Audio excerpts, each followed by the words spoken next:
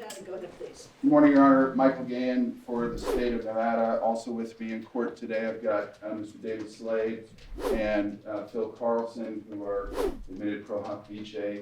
And also, I guess I'll let her make her own appearance. And Samantha Feely for the state of Nevada. Appreciate it. Thank you so very much. Okay. Counsel for Nevada, go ahead, please.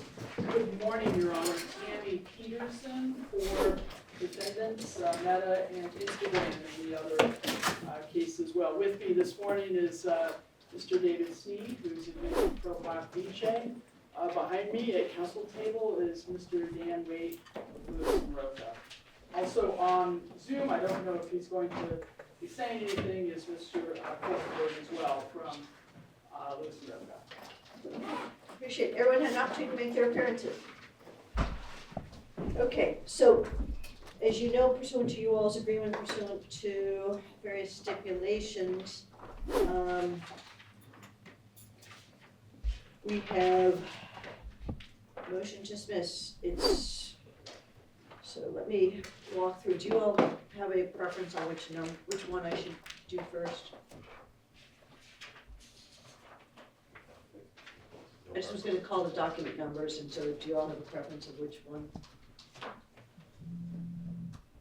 Okay, I'll take that as a no. So Meta Platforms motion to dismiss document 14, and that was in the original case 886-1115 filed on 7/17/2024. And then we have Meta Platforms Instagram's motion to dismiss document 16, which was previously in the subordinate case 886-120. And then we have the plaintiff state of Nevada's consolidated opposition, document 210, redacted 212, unredacted, then appendices, document 211, document 213, unredacted. And there was a stip on this 207, opposition to the conditional counter motion 218, and then Instagram's consolidated reply in support of the motions to dismiss at Facebook and Instagram, document 226, appendices 227 and 228, the unredacted. And that was also pursuant to stip 207, and the motion to seal redact, document 229. And it appears that this is still outstanding because it's set for hearing at the end of the month. So the court really was going to see if you all wanted me to address that first and potentially advance it under EDCR 2.23 and potentially grant it under EDCR 2.20. But if either party's telling me that they would like me to wait till October 29th, then of course that would have an impact potentially on your hearings today, and if people are planning on wanting to utilize any of said information. So, what would parties like to do with the motion to seal or redact? I would request that you advance that and grant as unopposed. Council for State of Nevada. Your Honor, Michael Gayan for the state, so stipulated. Okay, the court had an opportunity obviously to review this before today's hearing, has done its analysis under Supreme Court Rule 3 and the appropriate case law. The court finds it appropriate to advance under EDCR 2.23 the motion to seal and redact, which was document 229, to grant it as unopposed and in accordance with applicable case law and statutes under EDCR 2.20. It is so ordered. Now let's get to the substance. Do you all wish the what's informally been called the Instagram or the Facebook to go first, or do you wish them to be argued in a combined manner? How would the parties like to proceed? The court's fine either way. Good morning, Your Honor. David Sneed on behalf of Meta.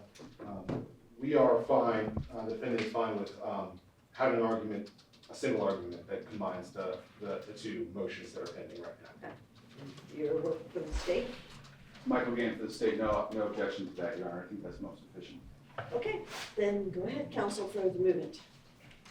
One other procedural issue that I wanted to raise before proceeding with argument. David Sneed on behalf of Meta. We would ask that the court allow us to split up the argument between me and Ms. Peterson on behalf of Meta. We have reached out to the state prior to this and asked for whether their position, they do not oppose.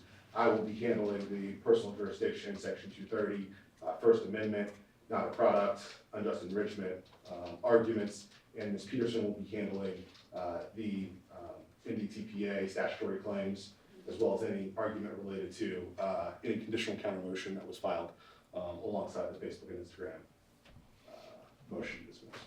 Does that meet the needs also of the state? Michael Gayan for the state. Yes, Your Honor, Ms. Peterson reached out and there's no objection. Are you all splitting your argument as well, or not? We're keeping our options open. If the court has pointed questions about Mr. Slade's subject matter expertise, then he may present, but, you know, I think it's been about a week since we talked about all these things, so we'll see how it goes. Many hearings ago. Okay. Council, go ahead and move it. Yeah, And I'm gonna caution people who are on the rest of my calendar, as you can appreciate, we're gonna be taking this case. They did not ask for a special setting, so I'm sure the arguments are going to be nice and brief, because the court did offer them a different time period and special setting. No one wanted it, so I'm sure it'll be brief, being cognizant of all the other individuals who are waiting for the matters to be heard. Go ahead, counsel. Yes, Your Honor, gave me on behalf of Meta. I will accept the court's comment and be very brief with my argument, mindful of the fact that there are other litigants that are looking to proceed. Right, that means 5 to 7 minutes on a standard case, as you all know. Yes, Your Honor. That's why we offered you the afternoon, so that you all could have a special setting, but no one wanted it, so feel free to proceed. Thank you. I do not anticipate meeting all the time, and I will make sure to provide time for co-counsel. So David Sneed on behalf of Meta to argue our motion to dismiss regarding the Facebook and Instagram complaints. Sure. And mindful of our time, I wanted to highlight just a few points that we wanted to make clear on the record in addition to our briefing, but we will largely rest on our written submissions today. First, on personal jurisdiction, the state has not established personal jurisdiction over Meta based on the allegations in their complaints relating to Facebook or Instagram. And the first reason for that is because they have not shown that the contacts that they have alleged in their opposition papers provide a basis for the claims that they have asserted in their complaint. The claims do not arise out of the contacts that they've identified in their complaint. Second, even if they were able to meet that test, they have asked this court to apply the effects test from the Calder case, and it's Meta's position that the effects test does not apply in this instance when it is not about an intentional tort, as it was in the Calder case, and as it was in the Tricarici case that the Nevada Supreme Court analyzed the question of personal jurisdiction there. The first element that was put forward by the Nevada Supreme Court is whether it was an intentional tort in that analysis, and here that test is not applicable. Third, the appropriate test that focuses on whether or not Meta actually did any targeting of Nevada is not met here, because none of the contacts that the state has put forward reflect that Meta has done any targeting of Nevada in any way that is different from any other place that Meta offers the services of Facebook or Instagram. So for those reasons, personal jurisdiction is not met. And then second, on the First Amendment argument, we would just highlight that the Facebook and Instagram claims are heartland social media services claims.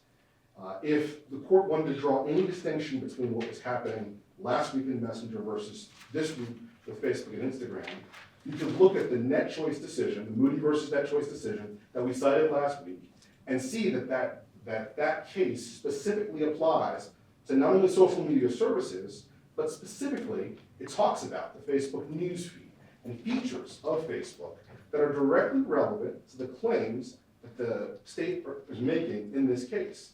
And the Moody versus Net Choice court found that First Amendment protects publishing decisions by social media services of the type that are laid out in the claims in this case.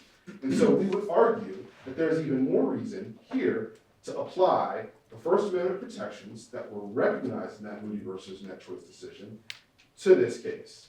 In addition, on the First Amendment argument, we would reiterate the argument that we put forward in our brief, that there is not commercial speech involved in this case, but rather the First Amendment protection of the publication decisions about expressive content that are on both Facebook and Instagram is really at the base and core of what is being challenged by the state in this case, and thus First Amendment applies.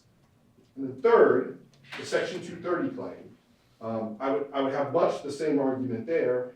The cases that are about Section 230 reflect that the purpose of Section 230 is to address those same publication decisions that are being made by social media services like Facebook and Instagram in terms of what third-party content is being displayed and how that third-party content is being displayed, all of which fall into the category of things that are protected by Section 230.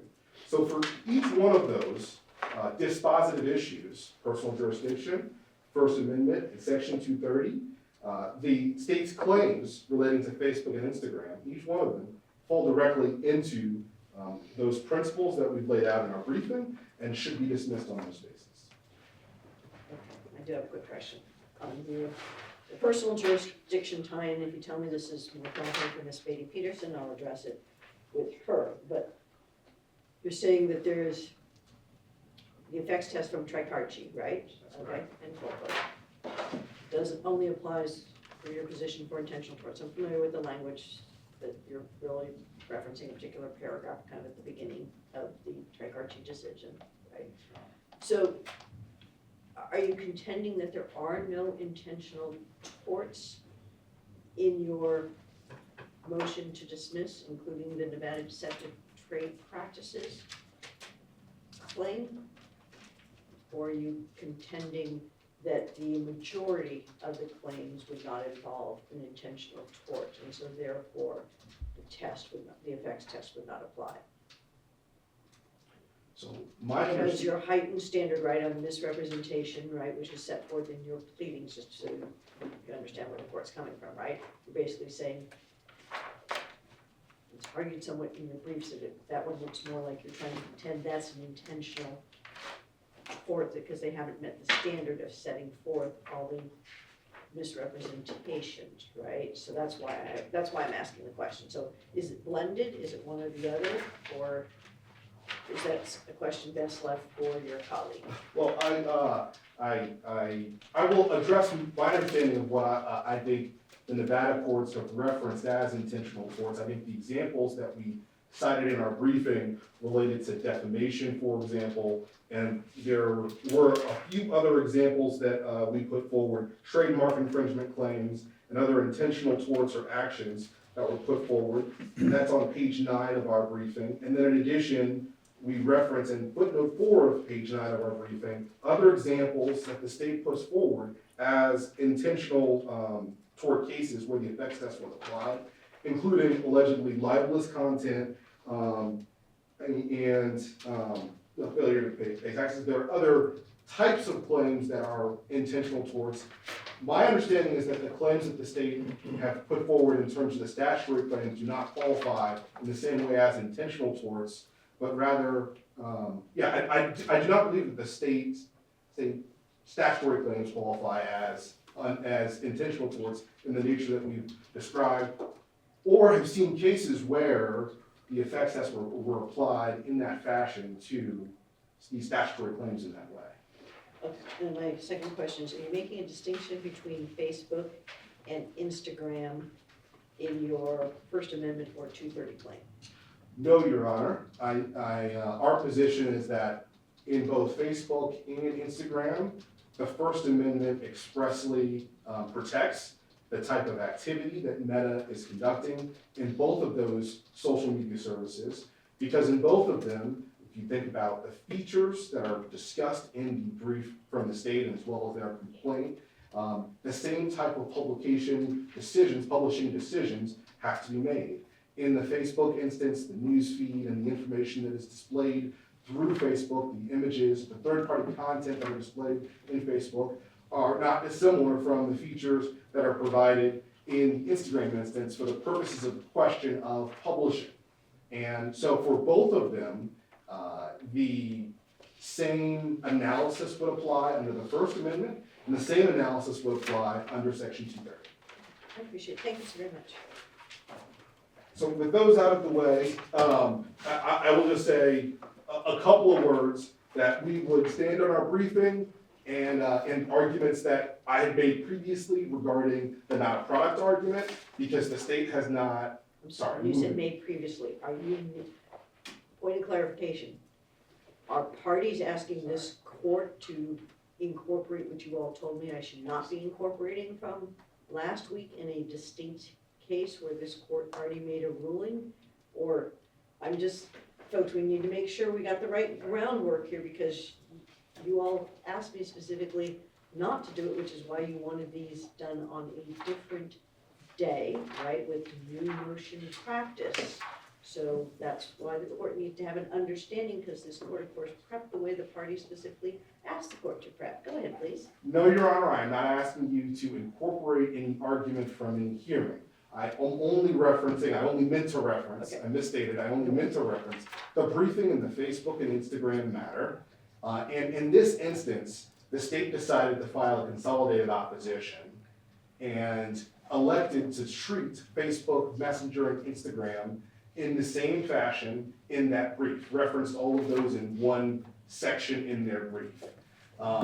And in our reply, we addressed Messenger separately from what we did to address Facebook and Instagram in our reply brief. So I'm only incorporating what we said in our Facebook and Instagram reply when I'm saying that I'm referring to what I'm incorporating. But the same argument that we have put forward in those briefs apply here, in that Facebook and Instagram do not qualify as products under product liability law, and nothing in the state's opposition brief addresses the legal framework or principles that are required to be addressed under the Schuler case to answer that question. And I will stand on the briefing regarding any of the other arguments that we have made, and defer the rest of the time that we have to my colleague, Ms. Peterson. I appreciate it. Thank you. So, go ahead, counsel. Thank you, Your Honor. Tammy Peterson on behalf of Defendant Meta. As my co-counsel just indicated, I just want to address very briefly the deceptive trade practices claims as they are alleged in both the Facebook and the Instagram complaint. I want to highlight two things. I don't want to regurgitate the arguments made in our brief. I want to just highlight two things. And the first thing I want to highlight, Your Honor, is the statute itself. The Nevada Deceptive Trade Practices Act defines deceptive trade practice in those 15 subsections. Actually, I think there's 16.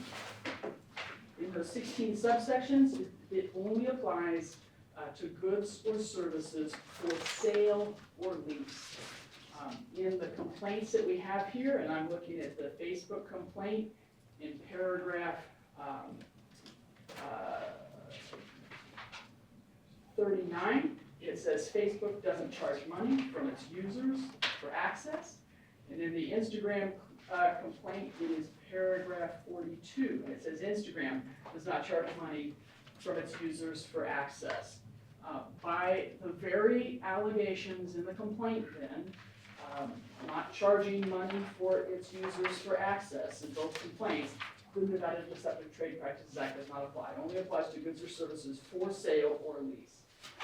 The state tries to kind of walk around this and suggests that perhaps consideration for this is somehow in the data that is somehow collected. The cases that we cited in our brief, Your Honor, don't suggest that that is true at all. I think we cited Emory Yahoo customer data security breach litigation. That's a California case, Northern District of California, and also the New Mexico case, and another case from the Central District of California, primarily that the idea that downloading apps for free is not a sale or lease or loan under those particular acts. The same circumstance would apply here. Certainly, the Federal District Court has found that because a subsection 15 is also applicable, you have to have for sale or lease, that in this case then that hasn't been met. These are free services, that's what they've admitted. I'm happy to answer questions if you have that, Your Honor, but I just want to jump to the second point that I wanted to make briefly, and that is that the state hasn't met the particularity standard under Rule 9B for these claims of sound and fraud. They are statutory claims that are sounding in fraud. They make vague allegations about statements by Meta that don't meet those time, place, identity requirements of Brown versus Keller. They say in Facebook, generally, Meta affirmatively misled the public. In the Instagram complaint, they say Meta affirmatively misled the public, or even in the Instagram complaint at paragraph 485, they say defendants knowingly misrepresented to regulators and the public. They're very general. They don't say specifically what these misrepresentations are with any sort of particularity to say the time, place, or identity. They cite cases that frankly have no application to this rule, and then their categories themselves of these misrepresentations are frankly generalized, non-objective statements of opinion, and nothing with regards to the statements in either of the complaints meet that particularity standard. I'm mindful of my time this morning, Your Honor. I want to say, I understand the court last week did offer this other time. I told Mr. Gayan, in advance of it, and I had a conflict. And I frankly had a federal court hearing that was set for this afternoon because we had this hearing already set. And so they had reached out to me, and I was unable to accommodate the references. And so we are mindful of the time, and I'm happy to answer any questions that you have. Not sure if this is a question for you or possibly your colleague, but I need to have an understanding, because remember procedurally, this court consolidated the Instagram and the Facebook after the evidentiary hearing that took place in the Messenger case. At the time of the Messenger hearing, I wish this court to incorporate, in fact, you all reference, right? Not only in your briefs, but in your oral arguments, various statements made at the evidentiary hearing. Are you contending that these two motions to dismiss, which were filed when they were, these subordinate cases were not part of this court's docket, that this court should or should not be taking into account the evidentiary hearing that took place prior to this court having the Instagram and the Facebook? And like I said, I'm fine if either of you answer that question. I had that noted as a question just to confirm the scope. I think we're asking the court to rule on the separate complaints here, Your Honor, and not be incorporating other things from other complaints or proceedings that had occurred. Simply as a matter of timing, we're hearing two motions this morning that were both eventually sort of consolidated before you, but that's a timing issue, and I think the court still has to analyze each of the complaints separately, and that would go for personal jurisdiction as well as the claims that are alleged. Right, but where the court was really going with that, right, is remember, with regards to the Messenger portion of the case, you all both cited extensively in the hearing and in some of the briefs, right, some of the various testimony of the witnesses during that evidentiary hearing. So you're asking me to exclude and only deal with motion, opposition, reply, and the portions of the opposition and reply that apply to each of these two cases, or something different? I'm gonna ask both sides the same question because, right? So, and I'm finding whoever answers that, because it might be one person's role versus the others. Well, let me say this, David Sneed on behalf of Meta. I do not believe in our motion to dismiss for Facebook and Instagram that we relied on the record in the hearing. To the extent that we addressed materials related to the hearing in our reply brief, it was in response to the state's use of that record in their consolidated opposition, and we didn't want things to not be replied to and responded to. It is not Meta's position that what happened at that hearing should be a part of the court's analysis here, and to the extent that the court relied on for last week allegations related to end-to-end encryption, that is not a part of the allegations that are in the Facebook and Instagram cases. Okay, can I get a simple one-word answer? No. I No, I think that's the answer. Yes, I mean, yes, you know what the answer. The answer You're is timing of no. that response. That was yes. got me on video. You understand. So from your position, it's motion, opposition, reply, and the appendices thereto only, not taking into account anything in the messenger case, including but not limited to the evidentiary hearing. Is that correct or incorrect? That is correct, Your Honor. Because I want to make sure everyone's on the same page or you're not. I need to hear your reason. Go ahead, please, counsel for the state. You know I'm going to ask you that same question because you cited, the reason why it came up is your omnibus opposition cites the things that predate when this court had these two cases. So, you want to tell me your position up front, or you going to tell me at the end? Either's fine. Your Honor, Michael Gayan for the state. I will tell you my position, the state's position up front. I believe that these cases are consolidated. I heard the court's comments about the hearings being separate. The state's position was that last week's hearing and today's hearing could be together. Defendants objected, that's why we have separate hearings. So I do want to incorporate the state's arguments from last week. How can the court, right? Because, and that's the reason why I'm asking this, right? Remember when we went over this before you all did your stipulation? We had a hearing because of the first stipulation, the way it was phrased, this court wanted to be clear, being very cognizant of these pending motions. So how are you contending that the court can take into account an evidentiary hearing that only took place with regards to messenger, because that's the only case that this court had at the time? How can I take that into account for Instagram and Facebook? And then I'm gonna ask the second question with regards to last week, right? But Well, that was what my comment was. Maybe I misspoke. I'm talking about all of my lengthy arguments last Monday.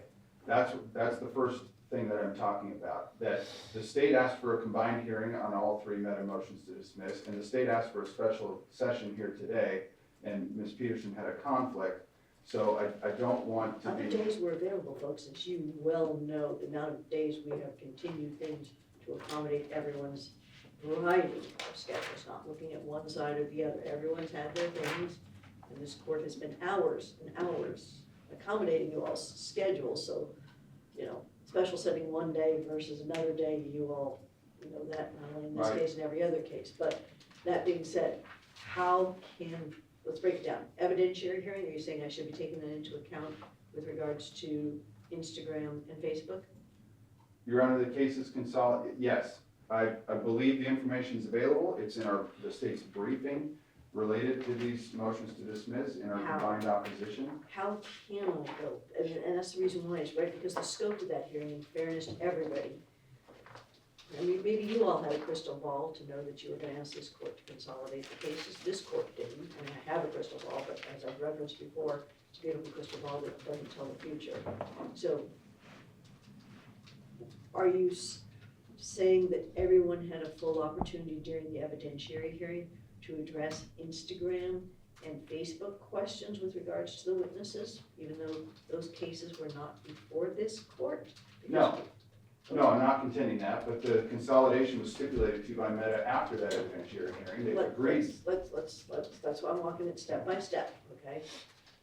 So that seems to be the fact. Now, the consolidation took place on the date the consolidation took place.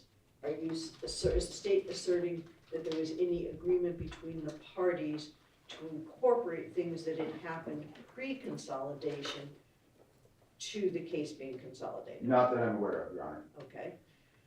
So It's then, not explicitly.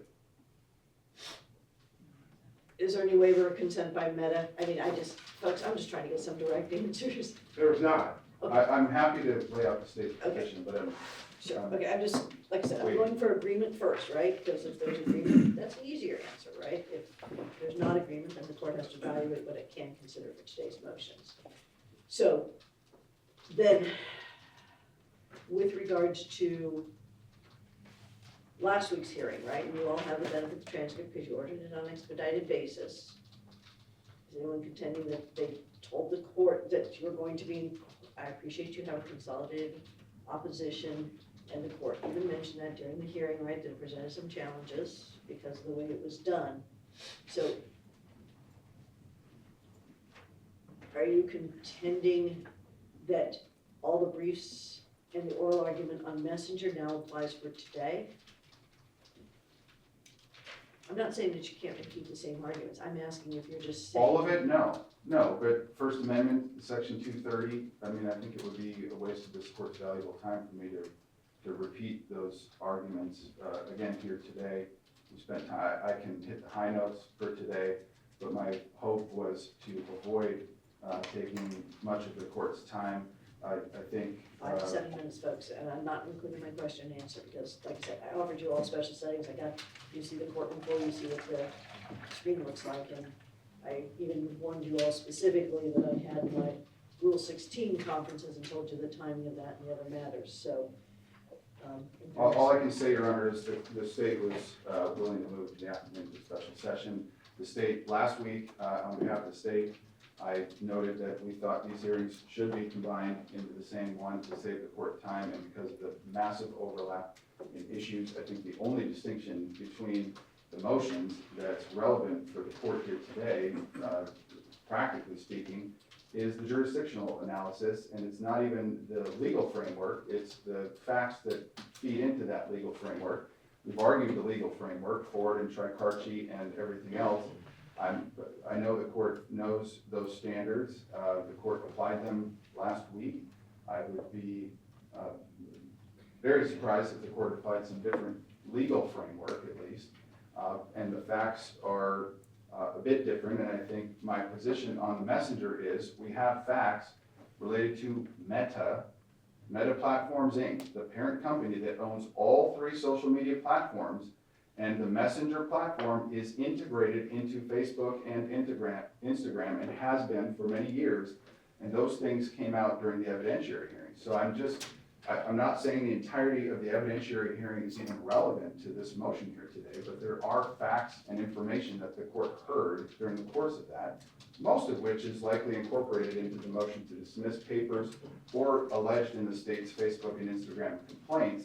So I'm not trying to gain some procedural advantage here or ask the court to even go back and review that transcript and look at all the evidence. All I'm saying is those things are germane to what we're talking about here today, and Meta stipulated to the consolidation into the lead messenger case after it filed its motions to dismiss in the separate Facebook and Instagram cases. So for it to say that it's surprised to have the cases linked seems a bit strange to me, but in any event, they did not want all 3 motions to dismiss heard on the same day. That's why we're here on a separate day, arguing it 8 days later. So I'm hoping to be very efficient with the court's time here today, but I guess I'll start with, and I gave these examples before, in the court, and the state understands and respects the court's rulings on the messenger case related to Section 230, First Amendment, Nevada Deceptive Trade Practices Act, the product liability causes of action, and the unjust enrichment cause of action. Of course, the state has a different view on things, as argued in the briefs and at the hearings, but the state respects the court's rulings, and if there's similar rulings in the Facebook and Instagram cases, then the state respectfully asks leave to amend as reflected in its counter motion. In terms of the, and I guess maybe I'll pause there and ask if the court has questions before I get into new material. You have the opportunity to set forth what you'd like on behalf of the state. Go ahead, please. Thank you, Your Honor. So in terms of the jurisdictional analysis, that's on pages 11 to 15 on the facts for Facebook and Instagram. We have separate facts related just to those platforms, but as I stated, I believe the court's analysis for Facebook and Instagram implicates the messenger facts as well, because that platform is integrated into both of the Facebook and Instagram platforms. That the court analyzes a company's contacts with this forum, Nevada, by the company, not by which platform it was.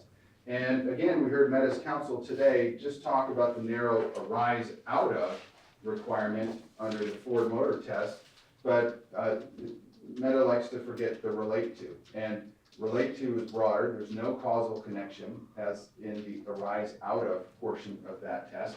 And the state's claims, like Messenger, the state's claims in the Facebook and Instagram cases clearly arise out of or relate to Meta's intentional contacts, which are many, with the state of Nevada.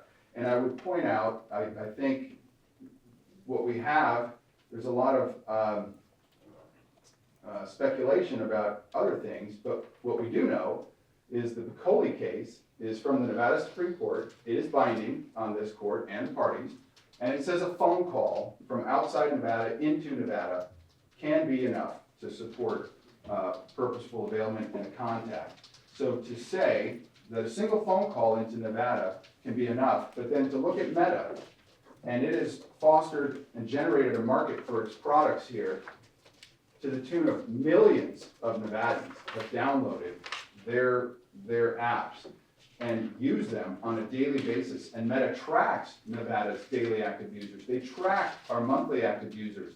And they design strategies on how to increase usage of Facebook and Instagram. And this is in our complaint. They acknowledge they achieved 100% market penetration for Instagram among teens.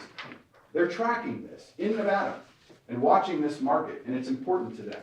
So to say that a single phone call can amount to purposeful availment and satisfy the specific jurisdiction test, but Meta's conduct for Facebook, Instagram, and its integrated messenger product is just absurd. Frankly, that they're even challenging it on the facts that are before the court and in the briefing. And I don't want to go into more details because there is some sealing, and we have the media here watching. So I'm respectful, even though Mr. Sneed did not raise this kind of understanding that we've reached in prior hearings in these cases. But it's on pages 11 to 15. The state goes, in the combined opposition, the state goes through in great detail the facts about Meta's intentional contacts with the state of Nevada. I'm happy to answer any questions the court has on those things. Otherwise, I did want to respond just to a couple points from that defense counsel made. I do have a question. You're arising out of relating to, is distinguished between Instagram and Facebook since you did a combined opposition. Okay. With regards to, list some of the things that you're contending specifically Facebook did and Instagram did that relate to or arise out of. Sure, Your Honor. If you come close enough to this mic. Okay. So, Your Honor, this is on pages 11 and 12 related to Facebook. Facebook has entered into at least hundreds of thousands, potentially more than 1 million. And based on the numbers from Messenger, you have to create a Facebook account to have a Messenger account. So the numbers we talked about last week, I believe it's actually well over 1 million Facebook accounts here in Nevada. They involve downloading the app, and this is the Wayfair case from the US Supreme Court. It says downloading and cookies and those sorts of things on devices that enter into a forum matter. So we've got well over 1 million Nevada users that Facebook knows of, tracks, or Meta tracks for its Facebook product. It tracks these things, it services them every day. It tracks the daily active users, it sends them notifications, it makes recommendations to them. It is interacting with these people in Nevada. It knows it's doing it because it's tracking it internally as cited in our papers and alleged in our complaint. And this is detailed on pages 11 and 12 of our combined opposition. And those contacts clearly relate to the addictive design elements that the state alleges Meta baked into the Facebook platform specifically to target psychological weaknesses in teens here in Nevada and everywhere else. So they obviously relate to, I think it rises to the arising out of standard, but at a minimum they relate to, the contacts relate to the state's causes of action, alleging that Meta intentionally designed its products to addict teens and take up as much of their time and attention as possible in order to maximize Meta's profits and bottom line at the expense of known harms to teens. Similar comments for Instagram, except I think, and I think maybe the court can even take judicial notice of this, but kids like Instagram better than Facebook. Facebook's more for old people like me. And the kids are more on Instagram. And so that's why I said before, Instagram, Meta has actually achieved 100% saturation for Instagram among teens in Nevada. It knows that because it watches it. And the same activities and context that Meta had for Facebook and even for Messenger apply to Instagram. And the state's similar causes of action that Instagram, Meta, has decided to build intentionally addictive design features into the Instagram platform in order to addict kids, sap their time, so Meta can make more money. And those design elements are in the Instagram complaint, are in paragraphs 119 to 220 on pages 31 to 55 of the complaint. More than 100 separate allegations about the design elements, and I think a review of that makes it clear that the state's causes of action and allegations in the case about the addictive design elements tie right back into Meta's contacts to foster a market for its social media products here in the state of Nevada specifically, and including among teen users. And they've been highly successful at it, way more than one phone call into Nevada. So I believe, and then one comment, the court asked about tricarchine and the effects test. I wanted to comment on that briefly and the NDTPA cause of action. I believe that, and I can't recall the state of the case law, but I'm trying to answer the court's question. I believe that's a statutory claim not considered a tort, but to the extent Meta is arguing that the 9B pleading standard applies, which is for intentional torts like fraud, it is a little confusing for them to say that tricarchine, and I don't necessarily even agree that tricarchine says intentional torts, it just says a tort action, I believe is the quote from the opinion, and I meant to bring my copy today, but didn't. But I don't think tricarchine specifically says it's cabin to intentional torts, it says tort. And the state clearly has alleged torts here, but I think the NDTPA, to answer the court's specific question, is a bit different. It's a statutory claim, not a tort, even though it may be tort-based. The standard, it was basically because of 9B analysis that was being raised. Yeah, so I think it's inconsistent for Meta to say 90 applies to the statutory claim, but then the effects test doesn't. But whatever the case, the state easily meets the traditional specific jurisdiction test and the effects test for the reasons I've already stated, that the harms clearly flow from the addictive design elements, and the state meets the effects test as well. Your Honor, I don't know that I have any other comments. If the court has questions, I'm happy to answer them, but I respectfully submit on the papers.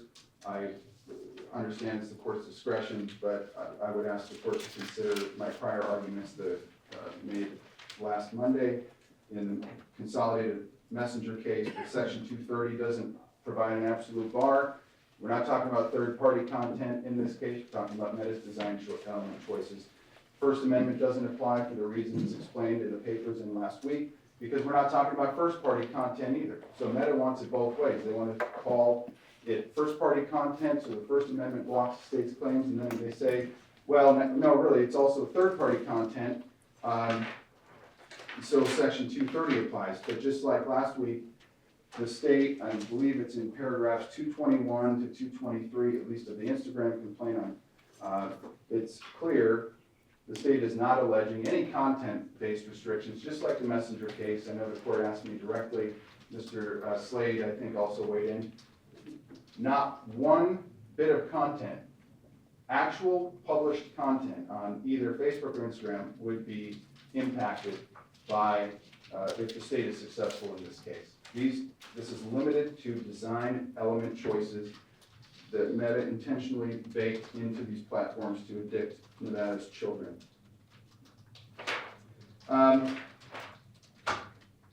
Your Honor, with that, I guess I'll submit the rest on the papers, and I respectfully ask that the court deny both motions to dismiss in the Facebook and Instagram cases. Thank you. Point of clarification, reading directly from tricarchine. In analyzing whether specific personal jurisdiction exists in a tort action, courts apply the quote effects test, end quote, derived from Fowler versus Jones, and then it cites those, and then footnote 9. Thus, in tort actions, Some courts focus solely on whether the defendant's tortious is covered by it. Was purposely directed towards the forum state rather than whether the defendant purposely availed itself of the laws of the forum state. So here you have a combination, everyone agrees, right, of tort, statutory actions, and contract actions. Okay, one last question, even though I know the answer to this, but confirming you are just saying that there is specific personal jurisdiction, correct? That's correct. The state is not alleging general jurisdiction over Meta or Instagram LLC for either of these cases. Appreciate it, thank Thank you you. very much. Last word by counsel for movements. Just a few points. First, on the Triparici, further down in the analysis when it talks about the effects test at 135, Nevada at 91, it begins the analysis of talking about the effects test and states as the first element of the effects test, defendant has committed an intentional tort. And so that's the area that I was citing in Triparici as to whether or not the effects test would be applicable to this case as compared to a case that is involving intentional torts, and none of the claims in this case involve intentional torts. But a couple other quick points. David Sneed on behalf of Meta to respond to the state's arguments. First, the state has mentioned the contents of their brief on the arising out of and relate to, and argued that relate to is broader. We submit that rather than analyze under either, the state has not shown that the claims themselves actually even relate to the advertising, the user contracts, or the trade shows that they put forward. And the state has done something that it did in its brief originally, which is confuse the analysis for purposeful availment and for arising out of or relate to by referencing the Piccoli case.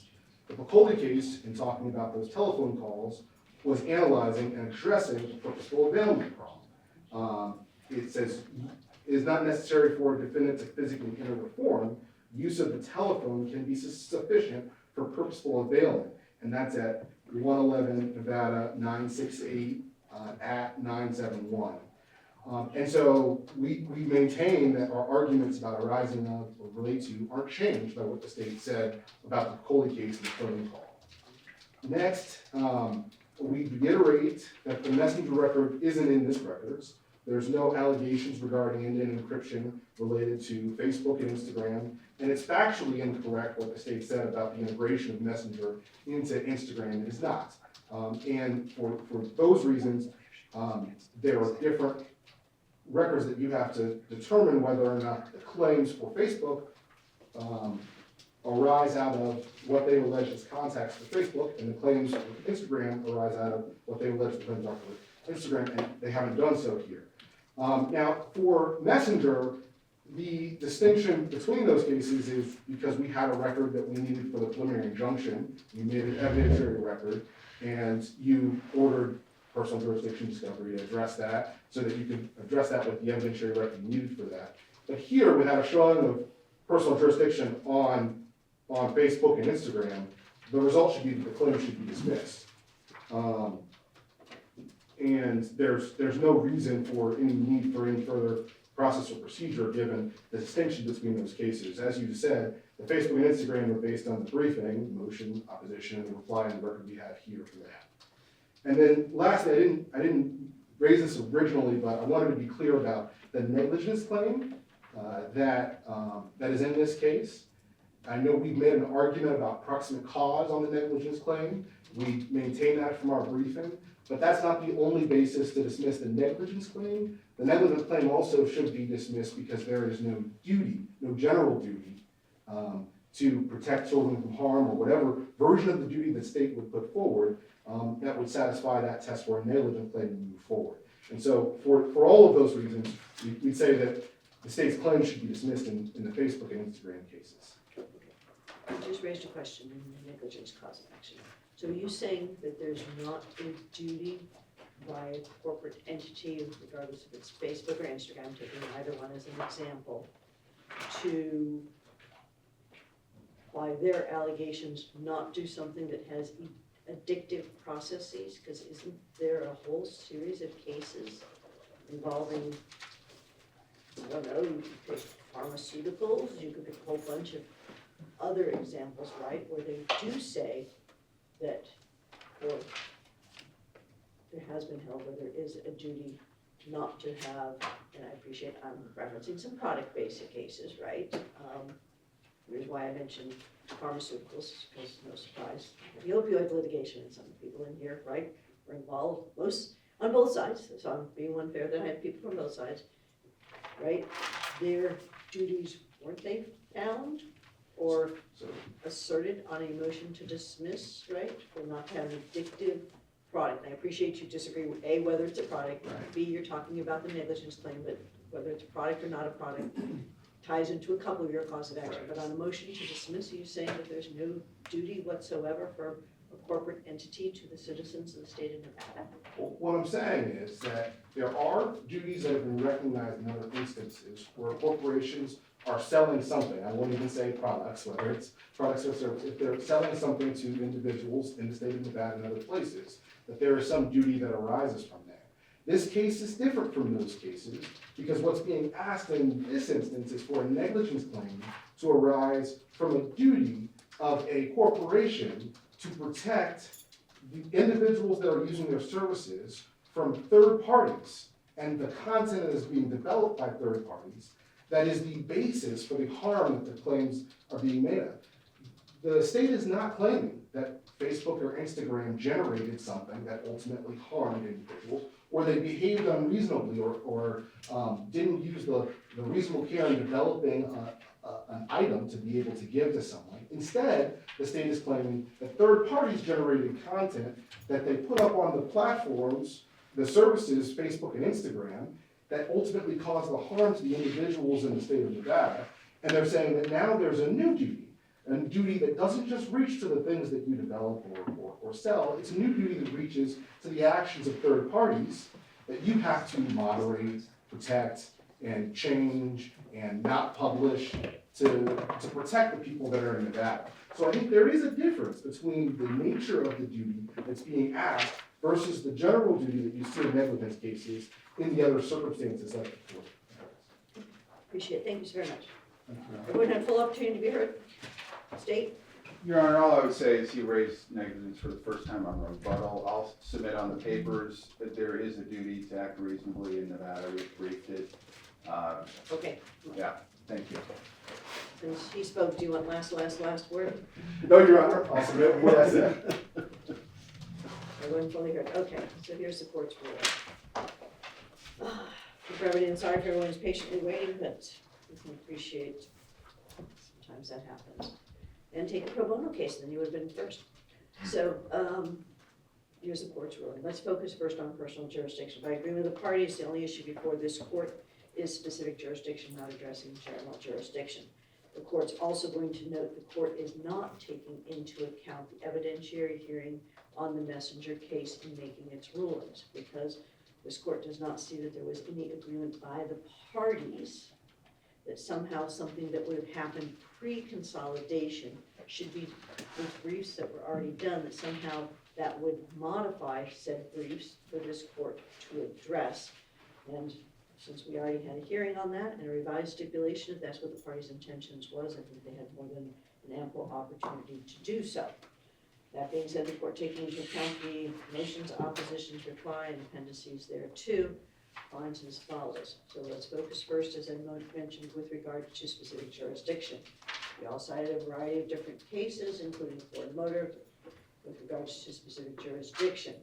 So with regards to specific jurisdiction, right, talks about, as Ford Motor did, less intimately connected with the state, but only by a narrow class of claims, right? So then you have to look at a two-pronged way to address it. The actual complaint before this court is a combination of a variety of different types of causes of action, right? It has some torts, it's got some contract-based claims and some statutory claims.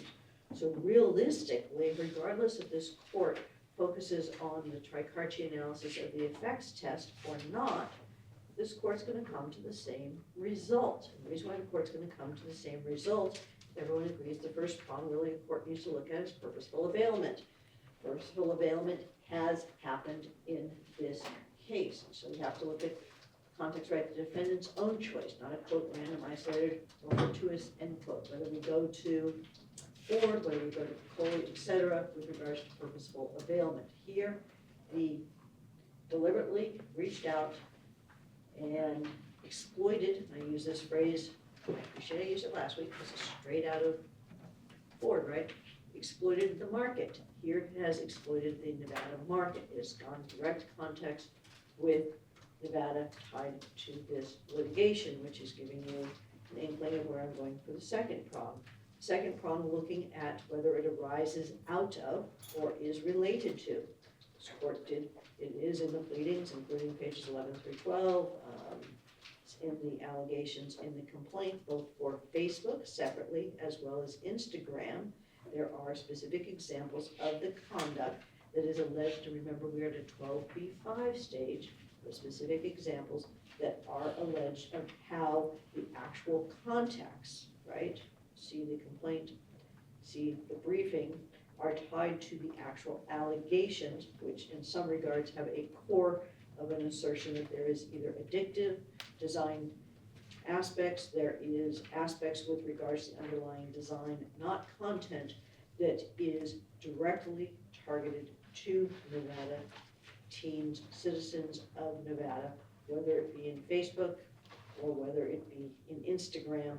And so the court finds that those do, quote, those contexts arise out of, as well as relate to, the conduct being alleged in the complaint for purposes purely of a motion to dismiss.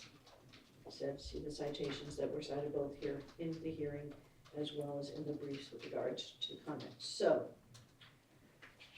and the court is cognizant that since defendant is not at home here, the plaintiff's claims have to arise out of the defendant's context. So, there has to be an affiliation between the forum and the underlying controversy, principally activity or occurrence that takes place in the forum state and are subject to the state's regulation.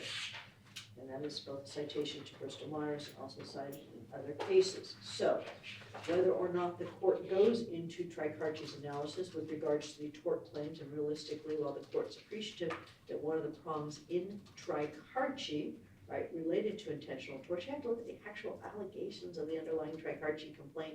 I call that Tricarchi 1 because that was the Robobank versus Tricarchi 2, which was against its accountants.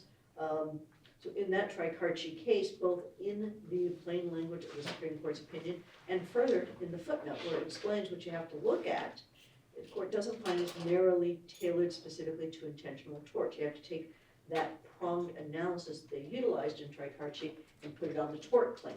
Under that effects analysis, applying only to the tort claims, similarly the court would find that those prongs have been met. So regardless if I use a generalized aspect or if I use a Tricarchi aspect with the tort-related claims, the court still finds that those contexts actually apply to Nevada.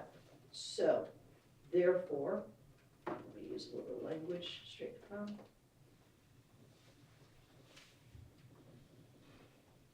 The tort claims, the court is looking at claims sounding in tort, looking at the evidence the defendant has directed his actions at the forum state. Specific personal jurisdiction can be based either on purposeful availment or purposely directed conduct.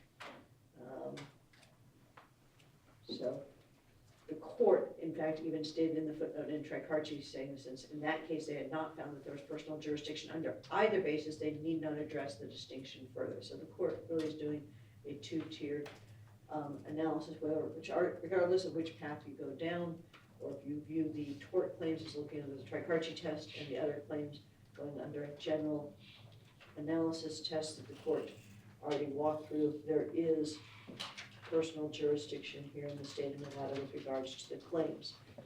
So and the court, in so finding, finds that the court can move forward with regards to the instant case. Now, let's go to your specific next cause of action. Next assertion. Next assertion is the First Amendment assertion. First Amendment assertion. Realistically, I have to look at the allegations of the complaint and how that is articulated.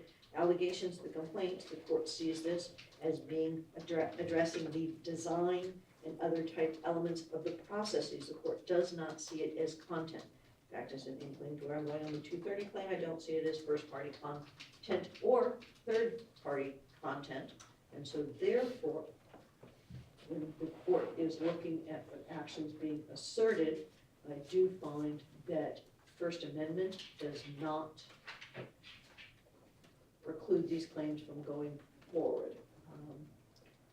And if you all want this court, let me going back to specific personal jurisdiction, I'll do the same citation that I did the other week with regards to Walden and find this more analogous to that the relationship arose out of the context of the defendant himself creates with the forum state, and the minimum context analysis looks at the defendant's context within the forum state itself, not the defendant's context with persons who reside there. So I'm looking at the state. Going back to that, and I also obviously cited Calder, and that's what I was addressing there as well. So, circling back to where I was going with the First Amendment, by not viewing it as content, once again, this is a motion to dismiss stage, I have to look at the allegations, take them as true. So I have to take the way that the state is setting forth the way their allegations are, and those allegations have to be looked in the gloss of looking at them. They go into the underlying, I'll call it mechanisms, not content of the underlying aspect of Facebook, and separately with regards to Instagram. So, next, so that addresses both the First Amendment case, First Amendment, once again, remember the court's not ruling what can happen down the road. I have to look at what this is in actual 12b5 says. With regards to the 230 claim, you all cited it last, it's in the combined oppositions in the motion practice is the Lemon case. The Lemon needs to look at whether or not this really is quote publishing, concept of third parties, is it purely publishing, speech that somehow would preclude these claims. Once again, the court doesn't see it as going to content or the publishing component. The court sees this as going to the underlying, I use the term mechanics, you can use a lot of different terms, but the design, the mechanics, etc. of Facebook and independently of Instagram. So therefore, neither the First Amendment nor 230 would preclude it. So let's go to the rest of the causes of action. It goes to the rest of the causes of action. The 598 claim. The 598 claim court is, once again, has some of the same concerns with regards to the 598 claim. Well, I appreciate that you have that sailing or lease language, and you have other language, right? Regardless if you're looking at subpart 15 of 598. I'm appreciative of the breadth and depth of what the Attorney General's office is tasked to do, and the interplay with regards to a 238 aspect. Once again, I just do not see it clearly enough in this complaint. Once again, taking into account BuzzDo, I appreciate what BuzzDo, not Twombly, but there has to be some articulation how that actually falls within this specific cause of action, enough to put Meta on notice, and so the court's going to grant that, but give leave to amend on the 598 claim. So, and once again, as you all, I'm not going to reiterate myself too much, but there isn't something specifically directly on point, so I think that was the better course of action. Product liability. Here, product liability, right? The issue becomes whether or not it's a product. You have apps that you get at an app store, and you have apps that you actually have to download. So does the fact that you are downloading in today's digital age, does the law have to catch up with where we are? Or does the law, if we go back to the cases that are cited, that you actually physically have to be building, like I used a ladder last week, I'll go back to the Ford trucks for this week. This court doesn't find that you do. I think that there's enough case law that we have to go forward with the digital age. And when you're looking at these apps, that there is enough there that the court's going to find that it's appropriate to give leave to amend, okay? Because, once again, while this may fall within a product, I think it needs to be articulated where it's clearly saying it does fall within, by analogy, with regards to current product liability litigation. Remembering that a standard right on a motion to dismiss, that there's basically no set of facts in which you have a cause of action. Here the court has to look at that, but blend with what's actually in the complaint. That's why I find that we view it as granting the counter motion to leave to amend, similar to what I do with the 598 claim, where you treat it within the court's inherent power to give leave to amend, both get you the same net result, that the court is going to grant the motion to dismiss, but give leave to amend with regards to the product's liability claim. Okay, so that, well, we're seeking an extension of current law by saying that this is a product, it needs to kind of be there more so that the aspect, if you're saying that these design defects as asserted fall within design language under current product liability law, under BuzzStreet, it at least needs to be in there more, so therefore the court finds it is appropriate to give leave to amend. Unjust enrichment, similarly, I didn't hear much about it today, we looked at, all the pleadings in this case.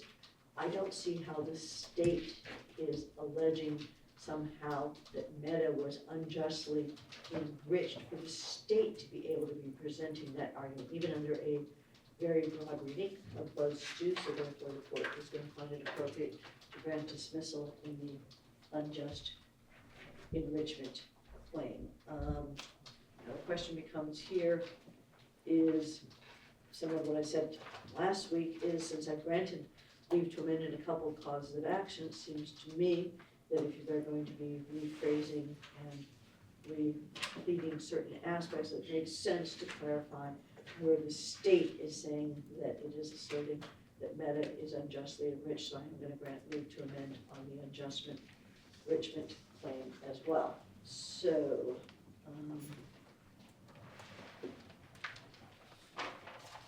let me walk through the 598 claim. I'm going to say, similar to what I said before, is that since that's going to be, have the opportunity to have leave to amend, the court really doesn't find at this juncture, I need to really address the 9B argument, because granting leave to amend allows them, the state, to re-allege in a complaint what they wish to do so. So, let's walk through. I believe this court has addressed all your causes of action. If I invert, I'm missing one. Each one of them, oh, negligence, folks, negligence, excuse me. Sorry, I'm walking through all the claims, I was jumping ahead. Duty and proximate cause, yes. This, the court finds that it is sufficiently alleged with regards to a duty, a generalized duty to, let's say, the habits of the state. I would parallel it to other duties that have been stated, not to have some type of, call it some type of application, phrase it that way at this juncture. With regards to the negligent cause of action, with regards to proximate cause, at this juncture, well, it's too early to tell. With regards to proximate cause, court doesn't find it's appropriate on the motion to dismiss. So let me ask on the negligence, one second. Not really, I think enough is set forth therein, but my question related to the state is since you're doing a leave to amend to some of your other causes of action, with regards to clarifying your role, are you seeking to amend on the negligence or sticking with it as is? Your Honor, we're only seeking to amend to the extent the court is dismissed. So we're not asking to amend there. Hopefully it won't be too technical of an analysis on, whether we've alleged other things. There may be facts that we add to the factual allegations that might get incorporated into just the way pleadings are done, may get incorporated into the negligence cause of action. So hopefully we're not precluded from arguing that down the road. But I don't envision our team tinkering with the actual cause of action section under count 5, negligence. If that makes sense. Counsel for move it, would you want to be heard on that? No, Your Honor, we'll be prepared to address it in. The court's going to deny without prejudice the motion to dismiss on the negligence claim. However, since the court has granted leave to amend, the court is appreciative, right, that particularly you're going to have incorporation paragraph, right, if you're modifying some of the factual allegations to address the other causes of action, that the court's not precluding it on the ones that have denied the motion to dismiss, the rest of them just not taking a position on those, since I'm not being sought for affirmative leave to amend. And that's why I wanted to clarify, since they have a counter motion, I needed to ask the movement and the counter movement, actually, whether or not they were seeking to amend the negligence cause of action. It is so ordered, granted in part, denied in part, leave to amend. So, How much time are you all gonna ask me for these, given where you're at and what you need to do with regards to everything? And folks, if you have a longer conversation, I really, in fairness to all my team members, and more so to the members of our community, including all the litigants who have patiently waited, and you all were supposed to have 5 to 7 minutes, on each side, obviously, we've had more than an hour, so. We'd ask for 30 days, we would ask for an extension of time to submit the order, Your Honor. I was looking to the state to see if they agreed. 30 days? Your Honor, no objection from the state. Okay, you want 30 days from today, or you're doing 30 days from the NEL? Last time you did 14 days from the 30 days, is what you wanted last time. Well, that was for our answer, or for the amended complaint, you mean? Yes, I think that is appropriate, 14 days from the 30 days.